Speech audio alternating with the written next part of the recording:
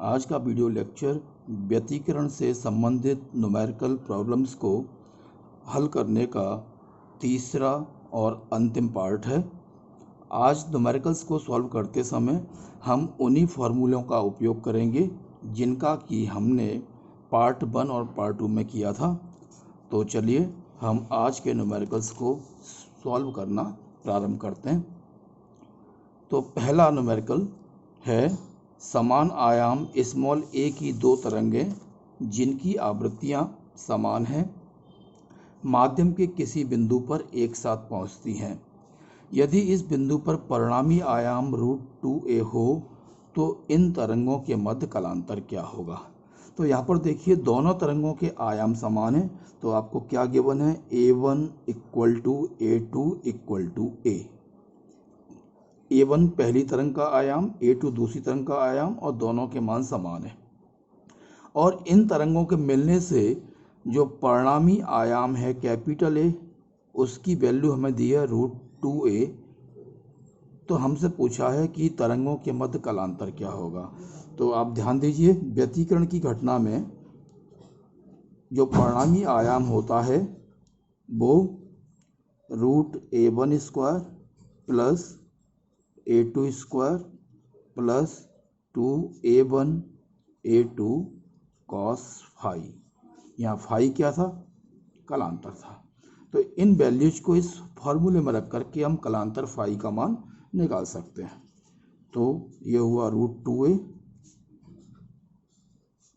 a1² means हो जाएगा a² + a² + 2 × a cos phi। दोनों तरफ हम स्क्वायर करेंगे तो ये हो जाएगा हमारे पास 2a² और यहाँ पर स्क्वायर रूट हट जाएगा। a² + a² हो गया 2a² प्लस ये हो गया 2a² cos phi।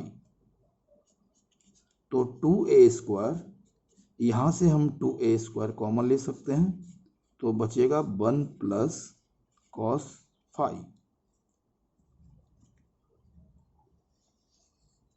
इस 2a² को हम इस साइड लेके आएंगे तो अपॉन में आएगा, 2a² से 2a² कैंसिल हो जाएगा तो हमारे पास रह जाएगा 1 + cos phi = 1।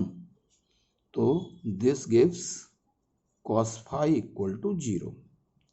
तो cos phi की वैल्यू कितनी है, 0। तो इसका मतलब हुआ phi = कितना हुआ, 90 डिग्री, क्योंकि cos 90 की वैल्यू 0 होती है। तो इस तरह से दोनों तरंगों के बीच कालांतर कितना हो गया, 90 डिग्री। ये आंसर हुआ हमारा इस प्रॉब्लम का।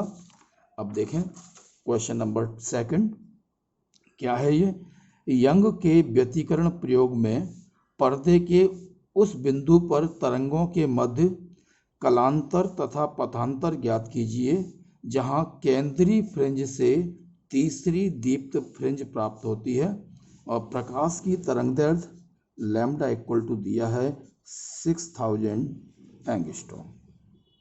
यानी क्या कहा है यहाँ पर कि जो हमारे पास स्क्रीन है, पर्दा है, जहाँ पर हमारी सेंट्रल फ्रिंज बनेगी जो कि ब्राइट फ्रिंज होती है, इससे तीसरी फ्रिंज यानी यहाँ से first bright fringe B1, second bright fringe B2 और थर्ड ब्राइट फ्रिंज B3।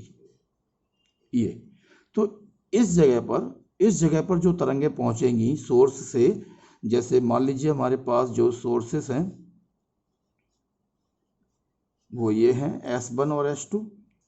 तो S1 और S2 से इस पॉइंट पर जो तरंग पहुंचेगी तो इस जगह पर तरंगों के बीच कालांतर यानी फेज डिफरेंस कितना होगा और पाथ डिफरेंस कितना होगा, ये हमें निकालना है।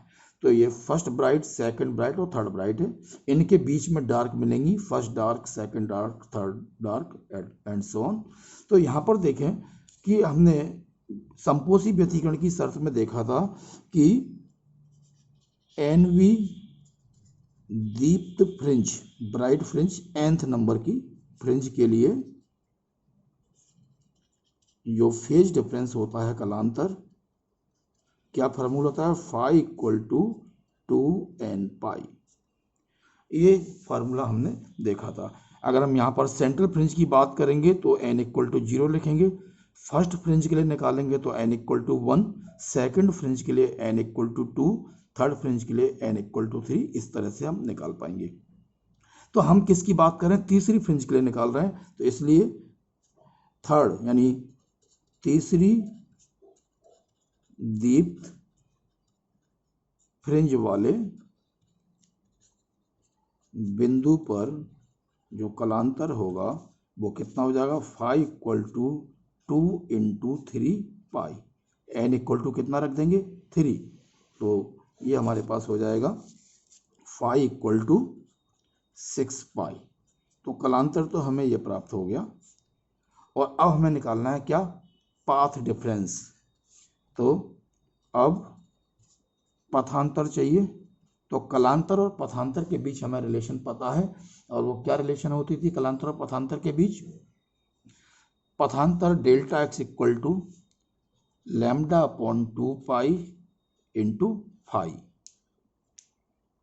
तो यहाँ पर लैम्डा अपॉन 2 पाई और 5 की वैल्यू हमारे पास आ गई है यहाँ पर 6 पाई। तो इस तरह से ये हो जाएगा 3 लैम्डा और 3 ये है, लैम्डा की वैल्यू हमें गिवन है कितनी, 6000 एंगस्ट्रॉम। ये हमें क्वेश्चन में दिया हुआ था, तो हम यहाँ पर 6000 एंगस्ट्रॉम, तो इस तरह से ये हो जाएगा कितना, 18000 एंगस्ट्रॉम। और हम इसको लिख सकते हैं 1.8 into 10 to the power -6 metre. यहाँ पर देखिए angstrom, actually 1 angstrom equal to 10 to the power -10 metre होता है। तो यहाँ पर हमारे पास कितना आया था, 18000 एंगस्ट्रॉम। तो ये मीटर में कितना हो जाएगा, 18000 into 10 to the power -10 metre. Solve करेंगे तो 18 इंटू 10 टू दी पावर, ये 3 जीरो हैं तो -7 मीटर, और डेसिमल पॉइंट हम यहाँ पर लगाएंगे 1 के बाद, तो ये हो जाएगा 10 टू दी पावर -6 मीटर। तो इस तरह से ये आंसर हमारा 1.8 into 10 to the power -6 metre आ गया। तो ये था क्वेश्चन नंबर सेकंड। अब हम बात करते हैं क्वेश्चन नंबर थर्ड की। थर्ड नंबर का क्वेश्चन क्या कह रहा है कि यंग के द्विस्लिट प्रयोग में पर्दे से द्विस्लिट की दूरी, पर्दे की द्विस्लिट से दूरी 1.5 मीटर है। तो यंग एक्सपेरिमेंट में जो स्क्रीन है, स्क्रीन की डबल स्लिट से जो डिस्टेंस है उसको हमने कैपिटल डी से इंडिकेट किया था। तो डी इक्वल टू कितना हो गया, 1.5 मीटर। और आगे कहा है 6000 एंगस्ट्रॉम के प्रकाश को प्रयुक्त करने पर, यानी हमने जो लाइट यूज की है उसका वेवलेंथ है 6000 एंगस्ट्रॉम, और ऐसा करने से जो फ्रिंज की विड्थ है बीटा वो कितना है, 1.0 मिलीमीटर हमें प्राप्त होती है। तो उसने पूछा स्लिटों के बीच की दूरी ज्ञात कीजिए, और स्लिटों के बीच की दूरी 2D जो अभी तक हम यूज कर रहे थे फार्मूले में वो निकालनी है। सिंपल क्वेश्चन है। तो since beta equal to D lambda upon 2D होता है, हमें यहाँ पर 2D क्या है, दोनों स्लिटों के बीच की दूरी, तो 2D हमें कैलकुलेट करना है, तो डी लैम्डा अपॉन बीटा। अब यहाँ पर थोड़ा सा यूनिट पर आप ध्यान देंगे, डी हमारे पास मीटर में है 1.5 मीटर, इनटू लैम्डा एंगस्ट्रॉम में है, तो इसको भी मीटर में कन्वर्ट कर लें, तो 6000 और angstrom means 10 to the power -10 metre upon beta है 1 मिलीमीटर, तो ये हो जाएगा 1 into 10 to the power -3 metre. तो इस तरह से सारी क्वांटिटीज हमारी मीटर में होगी, तो हमारा आंसर भी मीटर में आ जाएगा।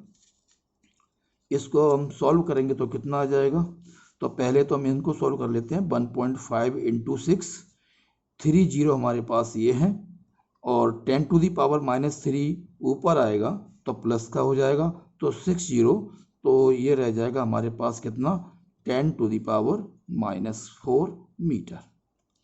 1.5 का 6 से मल्टीप्लाई करेंगे तो कितना आ जाएगा, 9.0 into 10 to the power -4 metre, ये हमारे पास आया।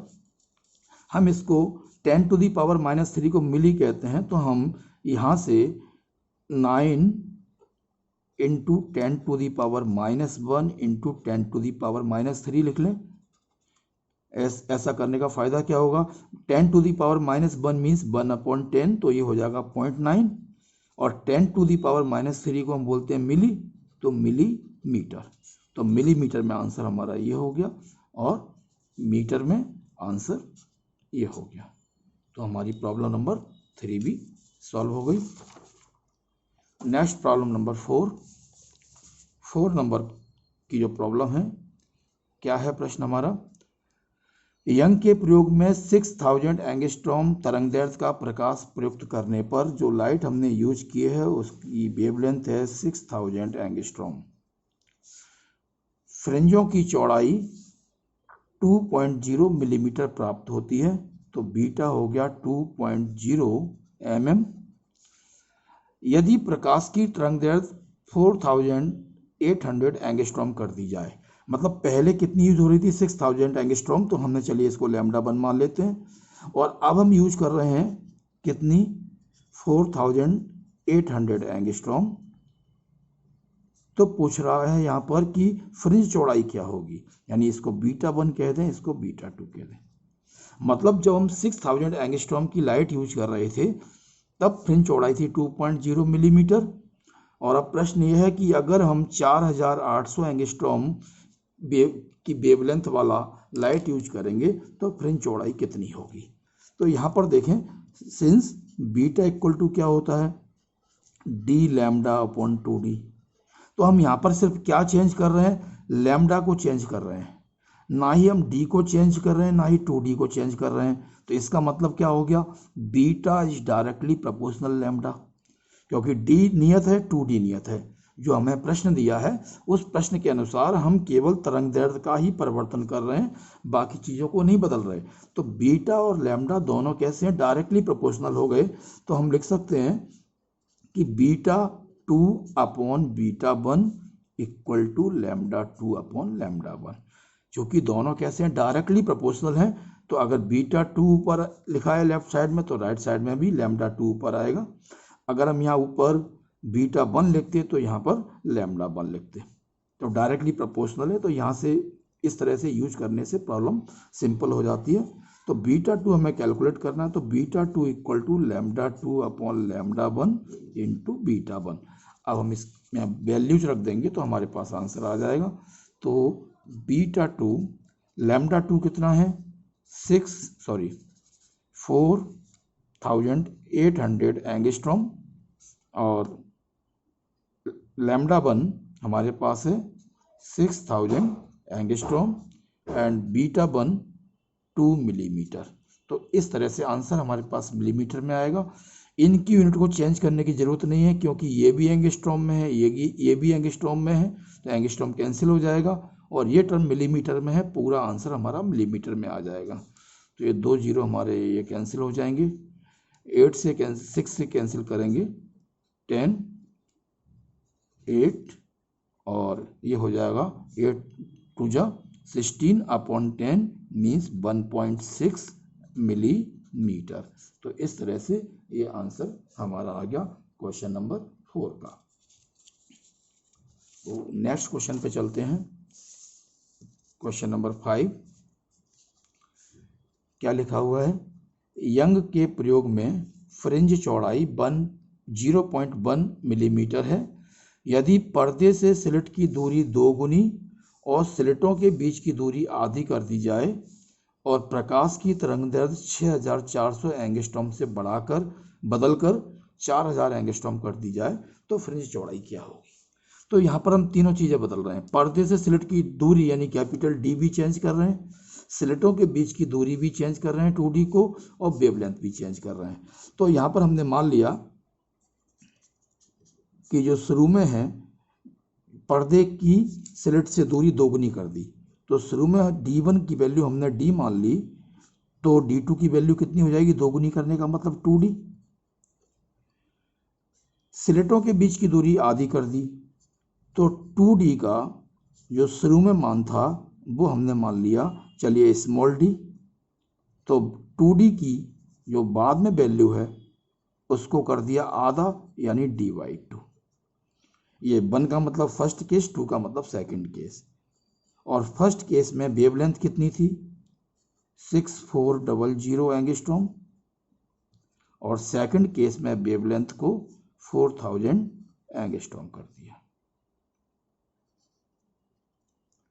और फर्स्ट केस में हमें फ्रिंज चौड़ाई यानी 0.1 mm दी हुई है, यानी β1 इक्वल टू 0.1 mm दिया है, और β2 कितना होगा ये हमसे पूछा है। तो देखते हैं वही फॉर्मूला हमारे पास, beta equal to d lambda upon 2d। अब देखिए यहाँ से हम फॉर्मूला कैसे बना सकते हैं। लेफ्ट साइड को β2 अपॉन β1 लिखा हमने। यहाँ देखें बीटा समानुपाती है d के, तो यहाँ 2 ऊपर है तो यहाँ हो जाएगा d2 अपॉन d1 इनटू जो 2d है ये अपॉन में है, यानी बीटा 2d के इन्वर्सली प्रोपोर्शनल है, यानी व्युत्क्रमानुपाती है। तो यहाँ β2 ऊपर लिखा है तो यहाँ पर जो ऊपर आएगा न्यूमरेटर में वो 2d1 आएगा, और डिनोमिनेटर में 2d2 आ जाएगा। और बीटा डायरेक्टली प्रोपोर्शनल है लैम्डा के, तो यहाँ आ जाएगा λ2 अपॉन λ1। मतलब अगर जो क्वांटिटी डायरेक्टली प्रोपोर्शनल होगी वो सेम तरीके से आएगी, जैसे यहाँ 2 ऊपर है 1 नीचे है तो 2 और 1, और जो इन्वर्सली प्रोपोर्शनल है उसका ऑर्डर अपोजिट होगा, जैसे यहाँ 2 ऊपर है 1 नीचे है तो यहाँ 1 ऊपर है 2 नीचे है। तो इस तरीके से हम फार्मूला जनरेट कर सकते हैं। अब हमें क्या करना है, इसमें वैल्यूज को रख के सॉल्व करना है। तो देखते हैं यहाँ पर β2 अपॉन β1, d2 की वैल्यू कितनी है 2d, और d1 की वैल्यू है d, तो ये हो जाएगा 2d upon d into 2d1, 2d1 है स्मॉल d, और 2d2 ये कितना है d/2, और λ2 हमारे पास है 4000 एंगस्ट्रॉम, और λ1 है 6400 एंगस्ट्रॉम। तो एंगस्ट्रॉम यूनिट में है तो आपस में कैंसिल हो जाएगा जो भी यूनिट होगी। तो यहाँ से कितना बनेगा, ये d कैंसिल हो जाएगा, 2 रह जाएगा, स्मॉल d कैंसिल होगा, ये 2 ऊपर आ जाएगा, यहाँ पे 2 0 कैंसिल हो जाएंगे, और 8 से डिवाइड कर दें, 8 5 जा 40 और 8 8 जा, तो ये हो जाएगा 5/8, और ये सॉल्व होकर कितना आ जाएगा 5, और 2 2 जा 4 4 2 जा, तो ये हो जाएगा 2.5। तो β2 इक्वल टू 2.5 इंटू β1। β1 की वैल्यू कितनी गिवन है 0.1 mm, तो 2.5 इंटू 0.1 mm, और 0.1 का इससे मल्टीप्लाई करेंगे तो 0.25 mm ये हमारी फ्रिंज विड्थ आ जाती है क्वेश्चन नंबर 5 में। तो इस तरह से क्वेश्चन नंबर 5 भी हमारा कंप्लीट हो जाता है। Next problem question number 6। Question number 6 में देखें क्या है ये, यंग के द्विस्लिट प्रयोग में दोनों स्लिटों के बीच की दूरी 0.125 mm है। दोनों स्लिटों के बीच की दूरी का मतलब 2d इक्वल टू 0.125 मिलीमीटर, तथा इन्हें 4500 एंगस्ट्रॉम के प्रकाश से प्रकाशित किया जाता है। Lambda equal to 4500 angstrom.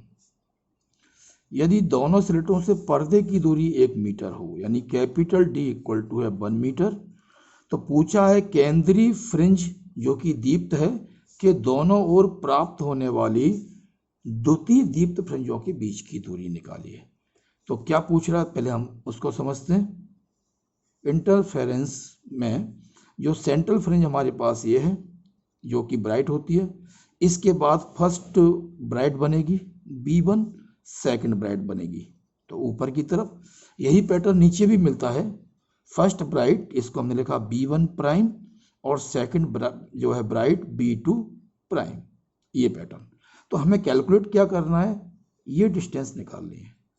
दोनों द्वितीय दीप्त फ्रिंज, तो सेंट्रल फ्रिंज की एक और सेकंड ऑर्डर की ब्राइट फ्रिंज ये होगी और नीचे की तरफ सेकंड ऑर्डर की ब्राइट फ्रिंज ये वाली होगी। इनके बीच की डिस्टेंस निकालनी है। तो हमें पता है दो लगातार दीप्त फ्रिंजों के बीच की दूरी को हम कहते हैं फ्रिंज चौड़ाई, जो कि बीटा है। तो यहाँ से देखें, एक बीटा ये हुआ, यहाँ से यहाँ तक एक बीटा, फिर ये बीटा और ये बीटा। तो इस तरह से ये डिस्टेंस हमारे पास कितनी हो जाएगी, 4 बीटा। यानी जो वैल्यू हमें निकालनी है वो किसके इक्वल होगी, 4 बीटा के इक्वल होगी। और बीटा क्या है, फ्रिंज चौड़ाई है। तो मतलब सबसे पहले हम यहाँ पे फ्रिंज चौड़ाई को कैलकुलेट करेंगे। तो जो फ्रिंज चौड़ाई, since beta equal to D lambda upon 2d, D की वैल्यू क्या है मीटर में, 1 मीटर, इनटू लैम्डा एंगस्ट्रॉम में है 4500, इसको भी मीटर में कन्वर्ट कर लें तो ये हमारे पास मीटर में आ गया। और 2d ये मिलीमीटर में है, इसको भी हम मीटर में कर लें तो मिलीमीटर, मिली मीन्स 10⁻³ मीटर। इससे क्या होगा, मीटर मीटर कैंसिल हो जाएगा, 1 मीटर बचेगा, तो बीटा हमारे पास किस में आ जाएगा, मीटर में आ जाएगा। तो हम इसको सॉल्व करेंगे तो कितना आएगा, ये 4500,125, इस डेसिमल पॉइंट को हटाएंगे तो 1000 ऊपर आ जाएगा। और यहाँ पर 10⁻⁻10 है, ये 10⁻³ है, तो ये ऊपर जा कर के प्लस का 3 हो जाएगा, तो 10⁻⁻7 मीटर ये हो गया। अब हम इसको सॉल्व करेंगे, जो है इसको डिवाइड कर लें, 5 से डिवाइड कर लेते हैं, 5 2 जा 10 एंड 5, और ये हो जाएगा 900। अगेन हम इसको 25 से ये हो जाएगा 40 और मल्टीप्लाई करेंगे तो 9 4 जा 36 इंटू 131230 ये है, तो 10⁻⁻4 मीटर। और हम इसको मिलीमीटर में भी लिख सकते हैं, तो ये कितना हो जाएगा, 3.6 मिलीमीटर। ये हमारे पास 3.6 मिलीमीटर बीटा की वैल्यू आ जाएगी। तो रिक्वायर्ड डिस्टेंस जो हुई हमारे पास, तो हेंस रिक्वायर्ड डिस्टेंस जो हमसे पूछी है वो कितनी होगी, इक्वल टू 4 बीटा। तो 4 इंटू बीटा 3.6 मिलीमीटर, और 3.6 का मल्टीप्लाई करेंगे 4 से, तो ये कितना हो जाएगा, 4 6 जा 24 और ये 14.4 मिलीमीटर, ये हमारी रिक्वायर्ड डिस्टेंस होगी। तो इस तरह से प्रॉब्लम नंबर 6 हमारे पास सॉल्व हो गई। और आज की ये जो लास्ट प्रॉब्लम है ये है, यंग के द्विस्लिट प्रयोग में स्लिटों के बीच की दूरी 0.28 mm है। स्लिटों के बीच की दूरी यानी 2d इक्वल टू 0.28 mm, और पर्दा द्विस्लिट से 1.4 मीटर की दूरी पर है। पर्दे की डिस्टेंस जो है d, कैपिटल D 1.4 मीटर, और केंद्रीय दीप्त फ्रिंज और चौथी दीप्त फ्रिंज के बीच की दूरी 1.2 मीटर है।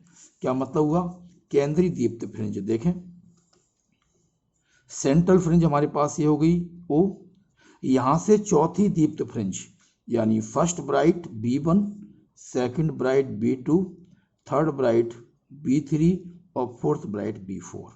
यानी यहाँ से यहाँ तक की जो डिस्टेंस है, ये डिस्टेंस हमें कितनी दी है, 1.2 सेंटीमीटर।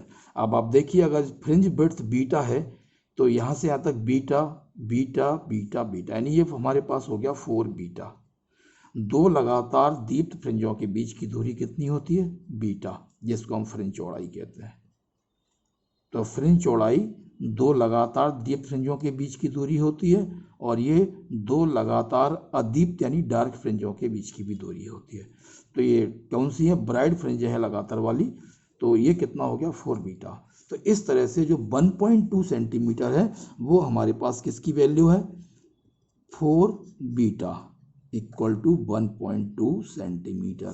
जहां पर बीटा क्या है, फ्रिंज विड्थ है, यानी कि फ्रिंज चौड़ाई।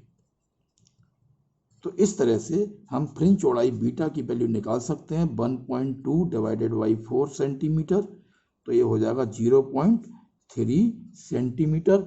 ये हमें मिल जाएगी फ्रिंज विड्थ। लेकिन हमसे पूछा क्या है, प्रकाश की तरंग दैर्ध्य, यानी लैम्डा हमसे पूछा है। तो देखें बीटा इक्वल टू क्या होता है, डी लैम्डा अपॉन 2d। तो यहाँ से लैम्डा इक्वल टू जो हमें निकालना है कितना मिलेगा, 2d into D into beta. यहाँ से हम ट्रांसपोजिंग करेंगे तो लैम्डा इक्वल टू 2d इधर आएगा, d अपॉन में आएगा इंटू बीटा। अब हम इसके अंदर वैल्यू पुट कर दें तो लैम्डा इक्वल टू 2d किस में है, 0.28 मिलीमीटर, और कैपिटल डी है मीटर में, तो हमें इसको सेम यूनिट में कन्वर्ट करना पड़ेगा। तो 2d है 0.28 मिलीमीटर, यानी 0.28 into 10 to the power -3 metre. Metre में कन्वर्ट कर लिया, क्योंकि कैपिटल डी भी मीटर में है। कैपिटल डी है 1.4 मीटर। तो इस तरह से ये दोनों मीटर में आ जाएंगे, मीटर कैंसिल हो जाएगा। इंटू बीटा, बीटा को चेंज करने की जरूरत नहीं है, 0.3 सेंटीमीटर। तो ये मीटर वाली क्वांटिटी, ये मीटर कैंसिल हो जाएगा, फाइनल आंसर हमारा सेंटीमीटर में आ जाएगा।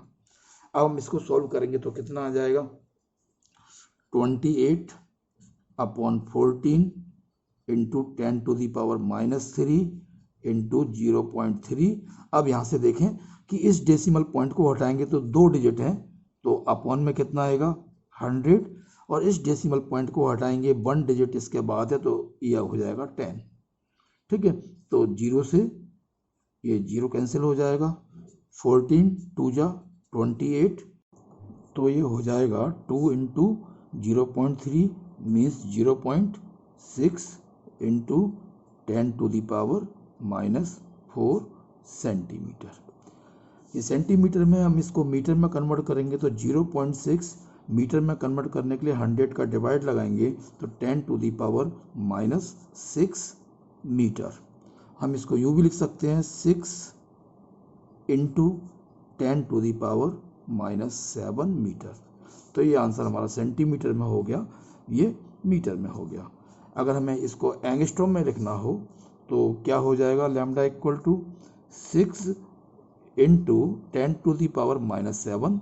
एंगस्ट्रॉम 10 टू दी पावर -10 होता है, तो 10 टू दी पावर -10 करने के लिए ये कितना हो जाएगा, 6000 इंटू 10 टू दी पावर -10 यानी एंगस्ट्रॉम।